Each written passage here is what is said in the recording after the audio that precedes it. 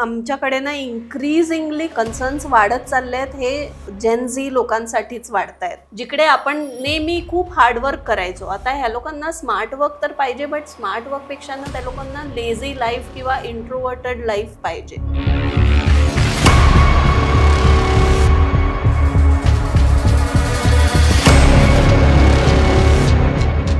जे जॉब येईल ते आपण घेऊया या उद्देशाने मी हा इंटरव्ह्यू दिला. तिथे बसले होते आपल्या ट्रेनिंग आणि कन्सल्टन्सी जगाचे भीष्म पितामह त्यांना म्हटलं जातं. मनापासून मी खूप घाबरलेली आणि माझं मन बोलत होतं नको जॉईन करूस, म्हणजे कशाला करायचंय हे, हा माणूस रोज याची एक्झिक्युटिव्ह असिस्टंट, नको बाबा.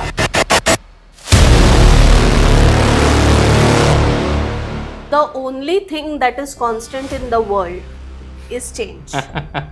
पण ना हे एक्सेप्ट करणं कोणाला ते आवडतच नाही, कारण मैं चेंज नहीं होऊंगा.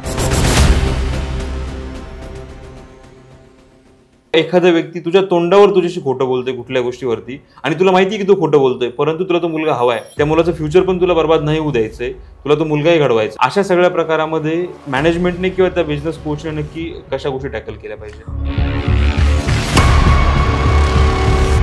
एंटरप्रेन्योर किधर जाएगा? ऐसी जगह होनी चाहिए जहाँ पे मंदिर, नेचर, उसके गुरु, उसके मेंटर सब एक जगह हो. ज्या दिवशी एक बिझनेसमॅन त्याच्या कंपनीला घडवतो, त्या दिवशी तो कंपनीला जन्म देतो, तो आई बनतो. सो त्यामुळे आम्ही हे माहेर पण त्यांच्याबरोबर कनेक्ट केलंय. सो आम्हाला ते एक माहेर पूर्ण दुनियेला देऊन जायचंय, and that is epic reinforcement and rejuvenation centre.